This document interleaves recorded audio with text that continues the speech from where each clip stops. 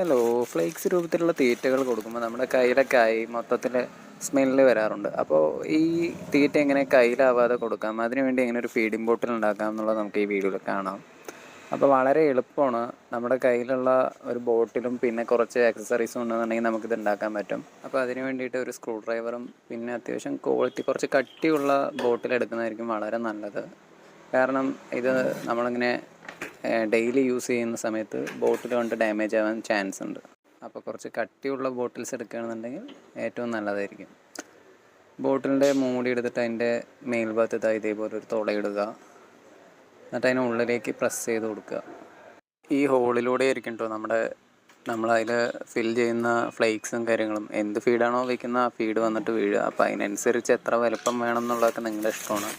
ആ ഒരു ഇഷ്ടത്തിന് വന്നിട്ട് ഓട്ടയാക്കി കൊടുക്കുക. അതിന് ശേഷം വന്നിട്ട് ബോട്ടിൽ വന്നിട്ട് നിങ്ങളുടെ ഏത് ഫീഡാണോ അത് ഫില്ലപ്പ് ചെയ്യുക. പിന്നെ ഫ്ലേക്സാണ് മെയിനായിട്ട് ഇതിന് നല്ലത് കേട്ടോ. ഒരുപാട് വലുപ്പമുള്ള ഫീഡാണെന്നുണ്ടെങ്കിൽ ബോട്ടിലിന് താഴേക്ക് വീഴില്ല.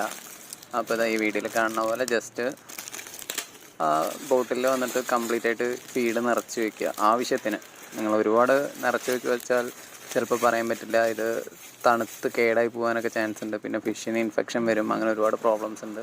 അപ്പോൾ ആവശ്യത്തിന് ഫീഡ് ചെയ്യാൻ വേണ്ട ഒരാഴ്ചയ്ക്കോ അല്ലെങ്കിൽ ഒരു 4 ദിവസത്തിനോ വേണ്ട ഫീഡ് മാത്രം ആ ബോട്ടിൽ ഫില്ല് ചെയ്യുക.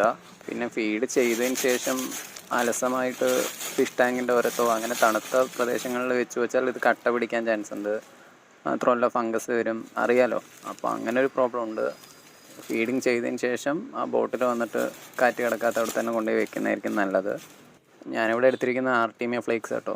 ആർട്ടീമിയ ഫ്ലേക്സിൽ തന്നെ ഒരുപാട് ക്വാളിറ്റീസ് ഉണ്ട്. ഇത് അത്യാവശ്യം ക്വാളിറ്റി ഉള്ളതാണ്. ഗ്രാമിന് വന്നിട്ട് 2 രൂപ ആ ഒരു ലെവൽ വരുന്ന തീറ്റയാണ്.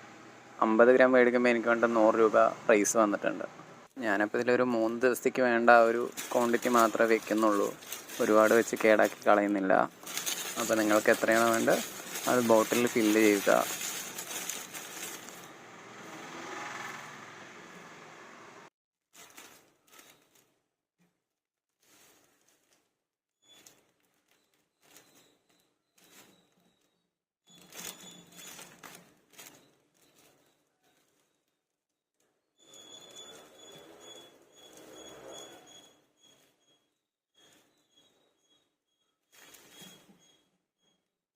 അപ്പോൾ ആവശ്യാനുസരണം നിങ്ങൾക്ക് വേണ്ട ഫീഡെല്ലാം ഫില്ല് ചെയ്തതിന് ശേഷം ഇതുപോലൊരു കല്ലെടുക്കുക.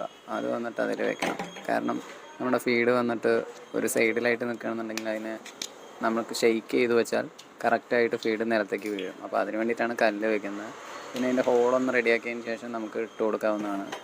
ഇനി നോക്കിക്കോളൂ, എങ്ങനെ ഫീഡ് ചെയ്യുക എന്നുള്ളത് കാണിച്ചു തരാം. ഈസി ആയിട്ട് നമുക്കിതിങ്ങനെ മേക്ക് ചെയ്യാൻ പറ്റും.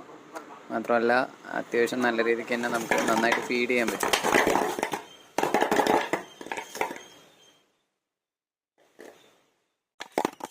ഇതേപോലെ എളുപ്പത്തിൽ ഇതാണ്ടോ, ഫിഷസിന് ആവശ്യത്തിനുള്ള ഫീഡ് മാത്രമേ വീഴുന്നുള്ളൂ. ഒരുപാട് ഫീഡ് വീഴില്ല.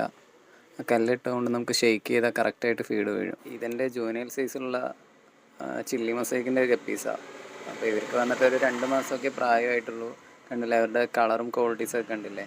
ഞാനിവിടെ ഫ്ലേക്കും കാര്യങ്ങളൊക്കെ ആഴ്ചയിൽ 3 ദിവസമൊക്കെ കൊടുക്കാറുള്ളൂ. ബാക്കിയുള്ള ദിവസമൊക്കെ നാച്ചുറലായിട്ടുള്ള മൊയ്ന, ആർട്ടീമിയ അങ്ങനെയുള്ള ഐറ്റംസാണ്, ലൈവ് ഫുഡാണ് കൊടുക്കുന്നത്. അപ്പോൾ അതിൻ്റെ ഒരു ബെനിഫിറ്റ് ഗപ്പീസിൽ കാണുന്നുമുണ്ട്. അപ്പോൾ ഈ വീഡിയോയിൽ ഇത്രയൊക്കെ തന്നെ ഉള്ളൂ. വീഡിയോ ഇഷ്ടമായി വെച്ചാൽ ലൈക്ക് ചെയ്യൂ, ചാനലൊന്ന് സബ്സ്ക്രൈബ് ചെയ്തിട്ടുള്ളൂ. ഇതേപോലുള്ള ഇൻട്രസ്റ്റിംഗ് ആയിട്ടുള്ള കാര്യങ്ങൾ നമ്മൾ പറഞ്ഞു തരുന്നതായിരിക്കും. ഫിഷ് വളർത്തുന്നവർ കാണുന്നുണ്ടെങ്കിൽ യൂസ്ഫുള്ളായിരിക്കും. Thank you for watching.